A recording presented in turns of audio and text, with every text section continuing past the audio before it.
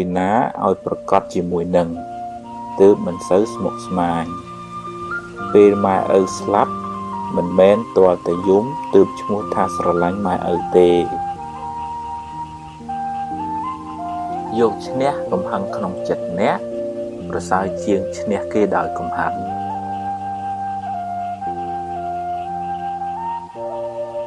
រៀនសប្បាយចិត្តនឹងអ្វីដែលអ្នកមាន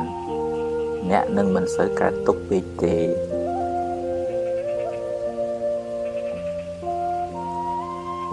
ជីវិតតែមានបញ្ហា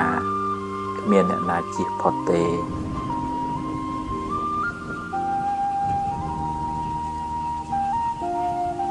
ធ្វើទានជួយសង្គ្រោះអ្នកដទៃបានបុណ្យផង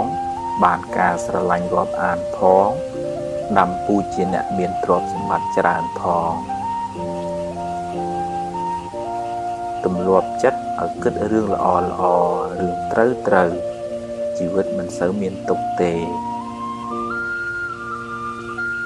ផ្ទះជាជំរកកាយ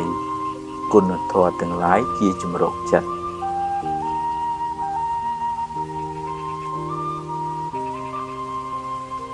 គ្មានអ្នកណាជៀសផុតពីការនិន្ទាទេសូម្បីតែព្រះពុទ្ធកុំសូវយកពាក្យគេមកបំផ្លាញសេចក្តីសុខក្នុងចិត្តអ្នកឡើយគុណធម៌នាំមកនៅភាពត្រជាក់ត្រជុំសម្រាប់ខ្លួនអ្នកនិងអ្នកជុំវិញខ្លួនកុំមួម៉ៅនឹងរឿងដែលអ្នកធ្វើមិនកើតអីប្រឹងធ្វើរឿងណាដែលអ្នកអាចធ្វើបានរោគទ្រព្យរោគវិជ្ជាកុំភ្លេចរោគមេរៀនអប់រំចិត្តផងទើបរស់នៅបានសុខ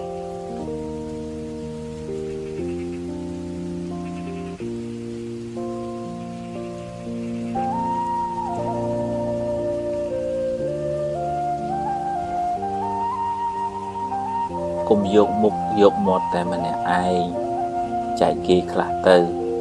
ទើបធ្វើការជាមួយគ្នាបានយូរកុំទម្លាប់បន្តបង្អាប់គេហើយលើកសរសើរខ្លួនឯង